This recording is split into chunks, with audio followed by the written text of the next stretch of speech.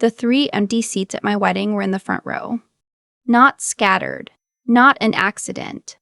3 full rows reserved with little white ribbon bows my aunt had tied herself the week before. Because I'd asked her to. Because I thought they were coming.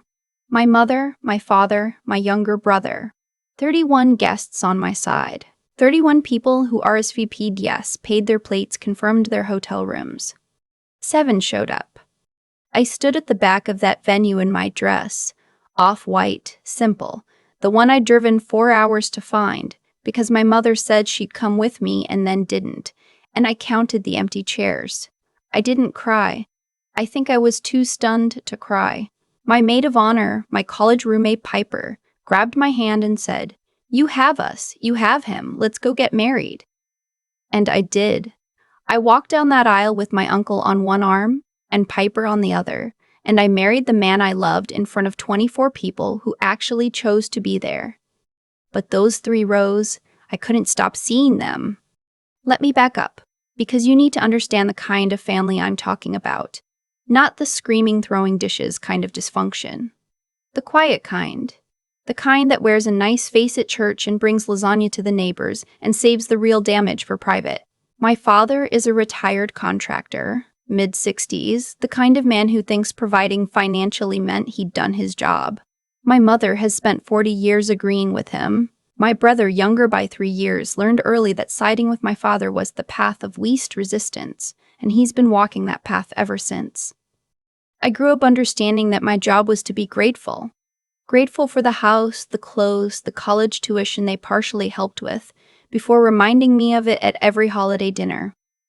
Grateful for the phone calls, even when the calls were my father telling me everything I was doing wrong. I became a physical therapist. Good job, stable income. I help people recover from injuries and surgeries. I like what I do. My father told me I should have been a doctor. Told me that so many times it stopped landing, like a screen door that's been slamming in the wind for so long you don't hear it anymore. When I met my husband, I'll call him my husband because that's what he is. My family met him twice before the engagement. My mother seemed to like him. My father found reasons not to. He worked in logistics management, not impressive enough. He was from Ohio, too far. He was soft-spoken, which my father read as weakness.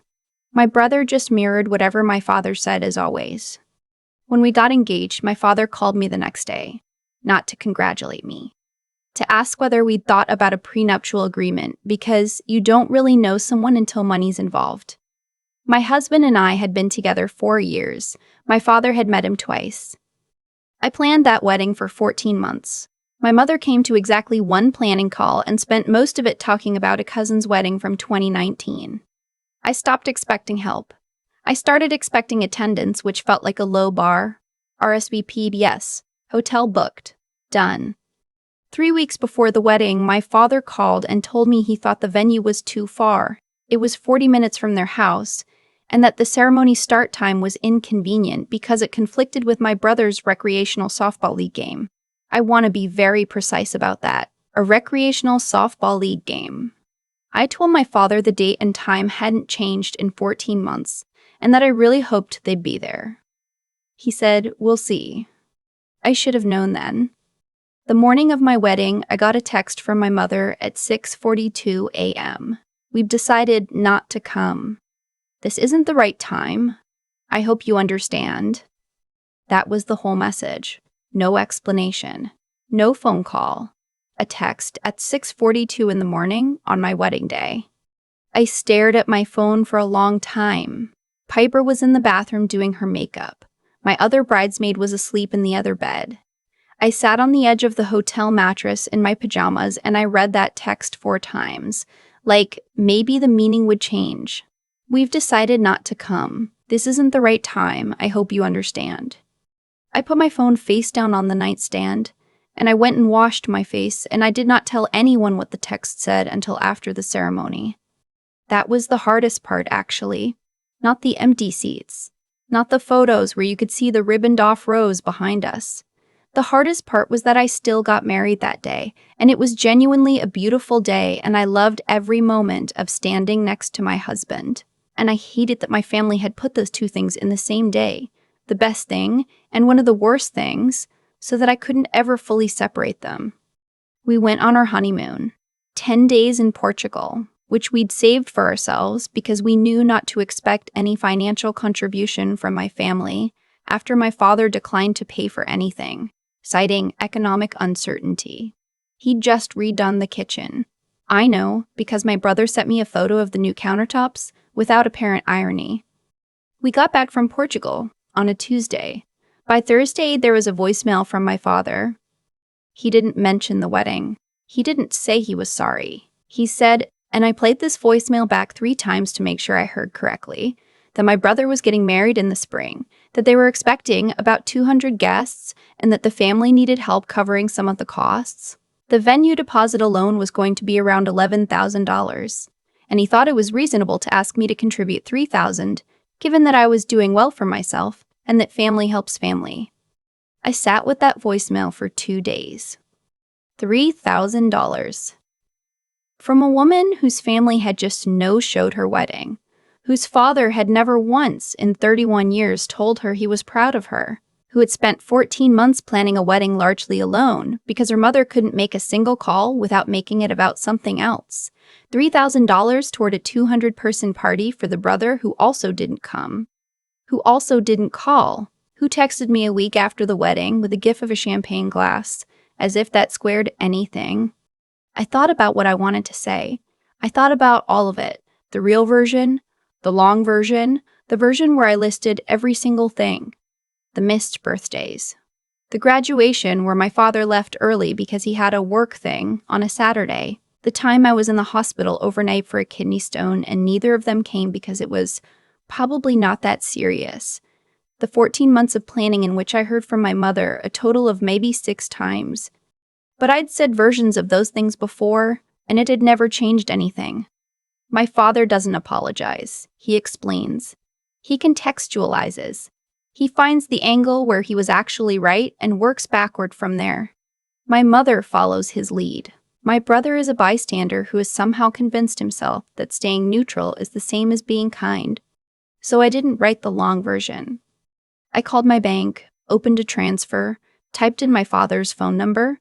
He used Zelle, which I knew because he'd sent me $40 once for my birthday, the only money he'd ever sent me as an adult, and I typed in the amount. Then I deleted it and typed a different amount. 50 cents. I sat with that for a second and then I changed it to $1. I typed in the memo line, contribution toward the wedding, best of luck to all of you, and I sent it. Then I went to my contacts and I blocked my father's number, then my mother's, then my brother's. I did it quickly before I could second guess anything, the same way you pull off a bandage before you've had time to brace. And then I put my phone on the kitchen counter, and I made myself a cup of tea, and I sat in my living room and I thought, okay. It was the first quiet I'd felt in a long time. My husband came home from work around 6. I told him what I'd done. He was quiet for a moment. Then he said, "How do you feel?" And I said, "Honestly, I feel fine." He nodded slowly, like he was checking the word against my face. "Okay," he said. "Okay," he said. "Okay." For about 10 days, nothing happened. No calls from unknown numbers, no emails, nothing. I started to think maybe that was it. Maybe the dollar said what needed to be said, and we'd all just quietly agree to exist separately now, the way some families do. And it would hurt a little, but it would be manageable, and eventually it would just be the shape of my life. Then my coworker stopped me in the hallway on a Tuesday morning and said, "Hey, there's someone in the lobby asking for you. Says he's your father." I want to describe what happened to my body in that moment, because I think it matters. My stomach dropped straight down. My hands went cold. It was the same physical response I'd had my whole life when I heard his car pull into the driveway. This full body brace, this intake, this here we go. 31 years old, licensed healthcare professional, mortgage, savings account, functioning adult, and my body still did that. Just like that, just automatically. I told my coworker I'd handle it. I walked to the lobby. He was standing near the front desk in his good jacket. The one he wears when he wants to look like he's taking something seriously. My mother was not with him. He looked at me when I came through the door, and he had this expression I knew well. Controlled. A little cold. The expression he uses when he's decided he's the wronged party, and he's prepared to be reasonable about it. "I think we need to talk," he said. "You came to my job," I said. "You blocked my calls. You skipped my wedding." He started to say something about timing and circumstances and some version of the story where their absence was complicated and understandable. I've heard versions of this story my whole life. The story where he's actually the reasonable one if you just look at it right. "I have patience," I said. "You can't be here. I'm not leaving until we've talked." I took a breath. I looked at him very steadily and I said, "Then I'm going to call security and have you escorted out, and then I'm going to speak with my supervisor about obtaining a no trespass notice, and then I am going to get back to work." His face did something complicated. My father is not used to being spoken to this way. Certainly not by me. "You would really do that," he said. It wasn't quite a question. "I would really do that," I said.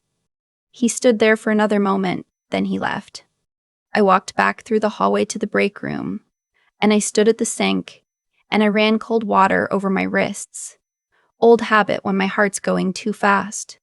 And I told myself, "You handled it. You handled it, and you're okay." My supervisor found me about an hour later and I explained the situation. Abbreviated version, family conflict. He'd shown up uninvited. I'd asked him to leave. I wanted her to know in case it happened again. She was kind about it. She said if he came back, we'd escalate. I thanked her and went back to my patients. He didn't come back to my job. But 3 days later, my doorbell rang at 7 in the evening. My husband got to the door first. I heard voices and I came around the corner and I saw my father on our front porch, and next to him, a uniformed police officer. That is a sentence I never expected to say about my own father. My husband stepped back and I moved to the door. The officer was young, a little uncomfortable, the kind of uncomfortable that tells you he'd already figured out this wasn't what he'd been told it was. My father apparently had called the non-emergency line and reported that he was concerned about my welfare, that I'd cut off contact suddenly, and he was worried I was being isolated by my husband, a thing that is not true in any dimension of reality. The officer looked at me and asked very carefully if I was okay and if I felt safe at home. "Yes," I said. "I'm completely safe. I blocked my family's numbers because they didn't attend my wedding, and then asked me for money toward my brother's wedding, and I didn't want to have that conversation." The officer nodded. He asked my husband a couple of questions. My husband answered them calmly because my husband is a calm person who had done absolutely nothing wrong. My father stood on our porch the entire time with his arms crossed, waiting to be vindicated in a way that was not coming. The officer apologized for bothering us. He said it was clear everything was fine and that he was sorry for the intrusion. He turned to my father and said something in a low voice that I couldn't fully hear, but that included the phrase, "civil matter," and not something we can assist with. My father looked at me one more time before he left. I don't know what he was looking for. Some crack, some flinch, some sign that this had worked, that he'd found the lever that would open the door again. I didn't give him one. I stood in my doorway until his car was gone from the street. Then my husband put his hand on my shoulder and said, "You okay?" "Yeah," I said. And I meant it. I actually meant it. I want to be honest about what came after, because it wasn't just relief. There were nights where I'd be lying in the dark thinking about my mother. Specifically, not the mother she actually was, but the mother she could have been. The one who should have come to the bridal shop and cried a little at the first dress that fit right and taken me out to lunch after. That mother doesn't exist, and I've known that for a long time, but grief doesn't care what you know. It just shows up. I thought about my brother too. He texted me once, about 6 weeks after the porch incident. Just my name, no punctuation. Hazel. That was it. I looked at it for a long time and I didn't respond. I'd spent 31 years waiting for my family to become the family I needed. I was very good at waiting. I'd gotten a graduate degree and built a career and planned a whole wedding, mostly by myself.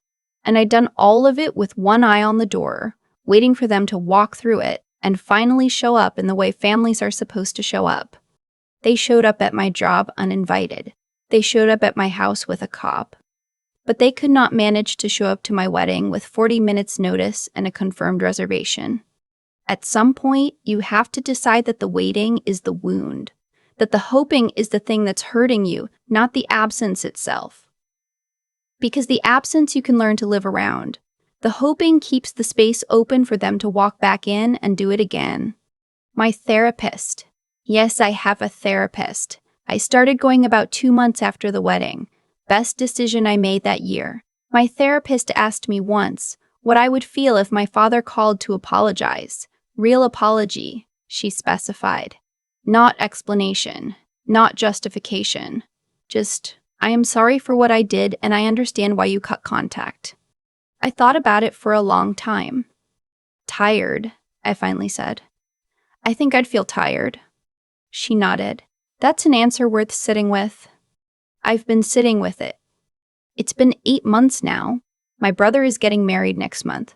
I know this because Piper still follows my mother on Instagram and told me, not to cause drama, but because she thought I'd want to know. They went with a venue about 20 minutes from their house. I do not know if my dollar arrived in time to contribute to the deposit. I hope the wedding is beautiful. I mean that genuinely. My brother fell in love with someone, and he's starting his life with her, and that's a real thing. A good thing. And whatever I feel about my family doesn't change that. I hope someone ties white ribbons on the end of every row. I hope every single seat is full. My life 8 months out looks like this. I go to work and I help people walk again after surgeries and falls and accidents, and some days that still feels like the exact right job for me. I come home to my husband, who makes dinner on Tuesdays and Thursdays because those are my long days, and who never once said I told you so, even though he could have multiple times. We have a dog now, a big scruffy rescue named something ridiculous that I won't share because he deserves his privacy. We are talking, carefully, about what we want the next few years to look like. I have a family that I chose, friends who drove 4 hours to watch me get married and held my hand when I needed it and never made me explain myself. I don't know if I'll ever talk to my father again. I don't know if I'll talk to my mother again. Or my brother. What I know is that I made the decision I made with a clear head and $1 and a Zelle transfer and a blocked contact list, and I have not regretted it. Some days I almost do, and then I remember what it actually felt like to brace every time his name lit up my phone, and I stop almost regretting it very quickly.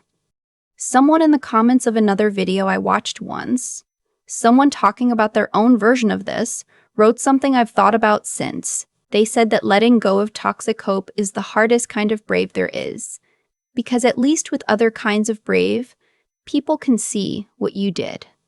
Nobody can see what you put down. They only see the empty hands. My hands have been empty for 8 months. They're also the steadiest they've ever been. There's a version of this story where I look back and feel mostly sad, and some days I do, but mostly what I feel is clear. I think about the cause and effect of all of it, not in some abstract way, but practically, the way a physical therapist thinks. Every injury has a history. Every limitation in the body today is connected to something that happened before, sometimes years before. My family didn't fail me on my wedding day. They failed me in 100 smaller moments that I kept explaining away, kept finding softer words for, until the accumulated weight of all of it landed in the form of 3 empty rows and a 6:42 a.m. text. That's how it works, I think. Actions don't just disappear, they accumulate. My father spent 30 years teaching me that his comfort mattered more than my milestones, and eventually that lesson produced a result he didn't like. He called it a betrayal. I call it a consequence. What I'm most proud of, and it took me a long time to use that word about myself without flinching, is that I made the decision I made with a clear head. Not in a screaming match. Not in a moment of spite. I sat in my living room with a cup of tea and I thought it through. And then I acted. That kind of thinking.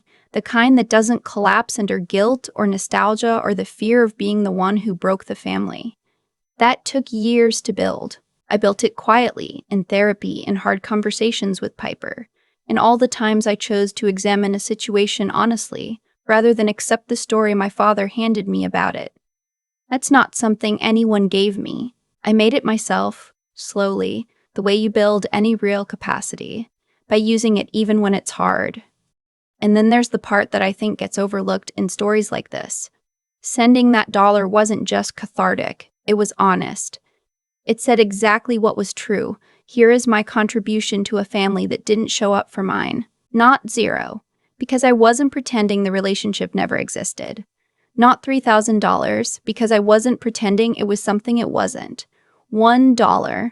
It was the most accurate thing I could have said. Piper told me once, maybe a year before all of this, that she thought I was the most resilient person she knew. I didn't believe her. I thought I was just used to absorbing things. There's a difference. And I've spent the last 8 months learning what it is. Resilience isn't about how much you can take. It's about whether you eventually stop taking it, and whether you do that with your dignity intact. My hands are steadier now, not because nothing hurts, but because I stopped letting the hurt make my decisions. If you're somewhere in the middle of your own version of this, still waiting, still explaining, still tying yourself in knots trying to be fair to people who aren't being fair to you, I just want you to know that the clarity does come. It doesn't arrive all at once. It builds, the way strength builds after a long recovery, slowly, then suddenly. And then you realize you've been standing on your own for longer than you thought.